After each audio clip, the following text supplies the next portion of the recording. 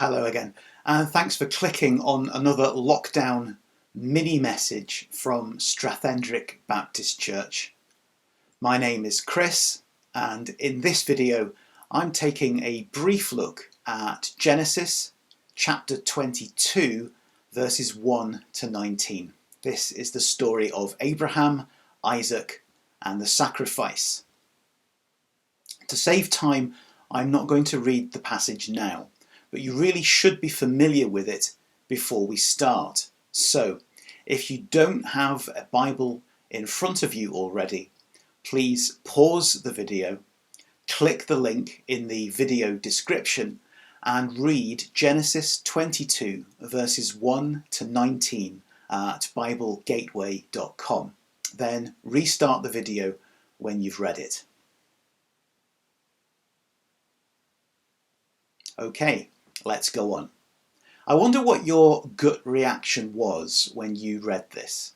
If you've been a Christian for many years and you know this story extremely well, I'm going to hazard a guess that your thoughts turned very quickly from God providing a ram for Abraham to sacrifice, thus sparing Isaac from death, to God providing his only son Jesus as a sacrifice for sin on the cross, thus saving all of us from the final death of being separated forever from God and his kingdom.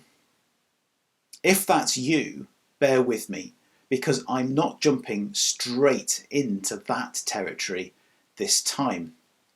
It's especially important that those of us who have been Christians for ages and have a well-worn way of understanding what these stories mean, take the time to try to hear them with fresh ears. Because there is no doubt this is a shocking story. The God whom we serve, it seems, demanded a human sacrifice. Ah, you say, but he didn't really. He was just testing Abraham. He never wanted him to actually sacrifice Isaac. And yes, that is true. And you might go on, even Abraham knew that. And verse 8, well, that proves it. Well, if you're hearing this story for the first time, I'm not sure that explanation really cuts it. Verse 10 is very clear. Abraham got hold of the knife and was ready to actually do it. He may have hoped God would provide a lamb for the sacrifice, but it seems he was prepared for Isaac to be the lamb if it came to it. And in verse 12, God is very clear. He saw that Abraham was prepared to do it and said so. Why would God ask this of Abraham? And why would Abraham have gone along with it? It is really, really hard for us to get our heads around this. Millennia have passed since this story's original setting. The world Abraham lived in was very different than our own. His world was one of tribal gods, gods associated with places, gods associated with seasons and various activities. And many of these supposed gods were believed to demand human sacrifice as acts of devotion to them. One of the most critical aspects of this story is that it shows that the God of Abraham, the God of the Bible, the one true God, is not like these other supposed gods. Not at all. God always desires to be in relationship with the people he has made. He desires that we know him. And he desires that we know that he is not at all like the gods we invent in our minds or which other people may pressure us to believe in. In Abraham's world, it was not outrageous for people to believe their God had demanded a human sacrifice. Abraham needed to understand without any shadow of a doubt that the true God does think that such things are outrageous. And so God walked through this with Abraham in a way that Abraham could relate to and which he would never forget. Now that's not to reduce the extreme difficulty of this situation. This can only have been a fearful thing for Abraham as a father whose hopes for the future of his family all rested on Isaac, and for Isaac who lay on the makeshift altar as his father raised the knife. But it is really important to hold on to this. To Abraham, God's requirement of him was difficult, it was painful, but in the context of his culture, it was not outrageous.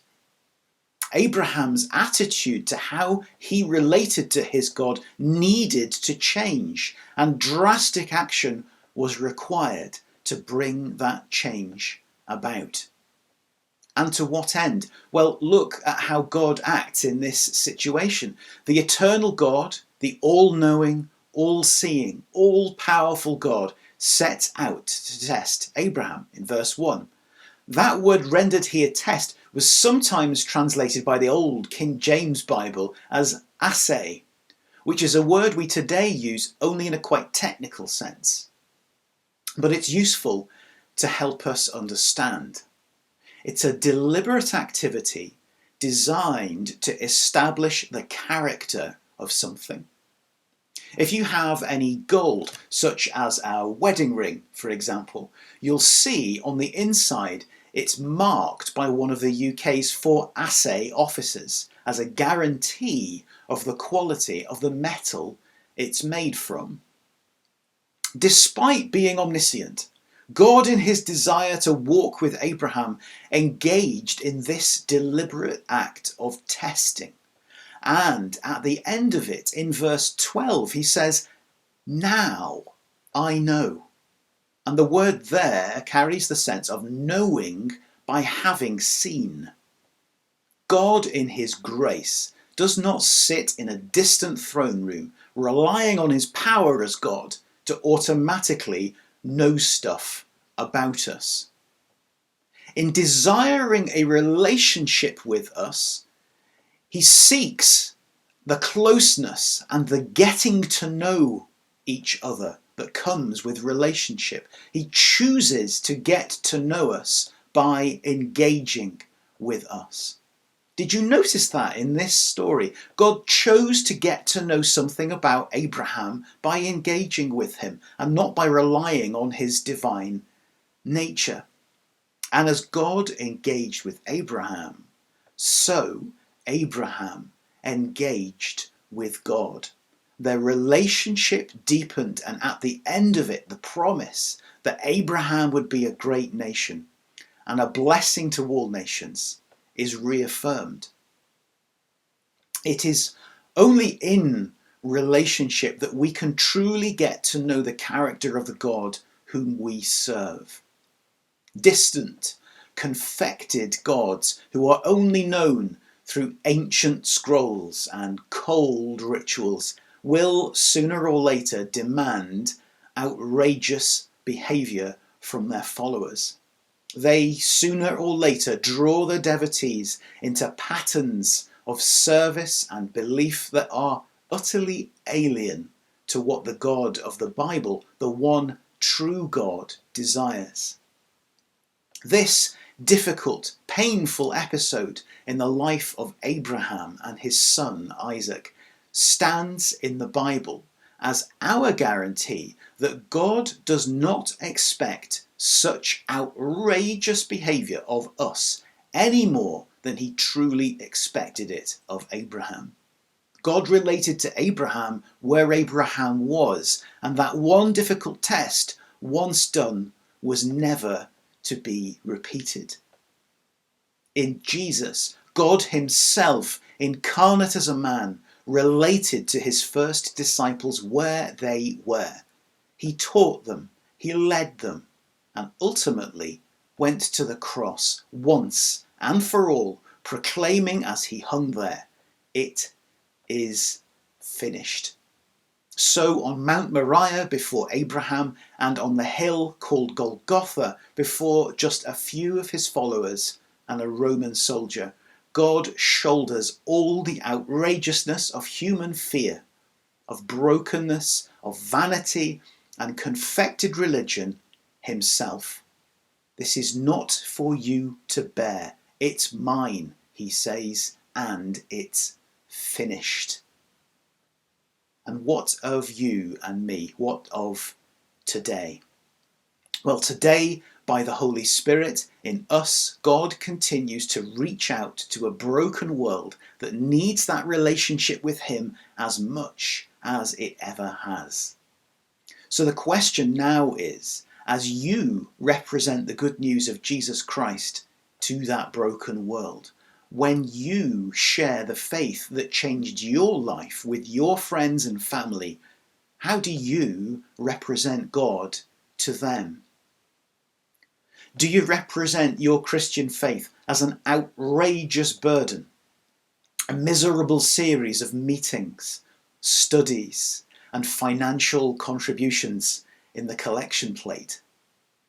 Or do you draw them in with the assurance that God seeks them, desires to know them, is prepared to set aside all the power that is his by right to come down to earth, and has already provided for them what they truly need? If this period of lockdown has taught us anything, it has taught us that church does not have to be the weekly timetable we've all been used to. Perhaps during the coming week, we can all meditate on what's really important, what we've really missed, and what we aren't keen to see resume once we're all able to meet together again. We have a great opportunity here to fulfill the commission the Holy Spirit empowers us for, not representing God as one who demands outrageous sacrifices, but as one who has made outrageous sacrifices as he works to restore his relationship with each and every one of the people he has created. Thank you for joining me again in this video, and I look forward to seeing you again soon.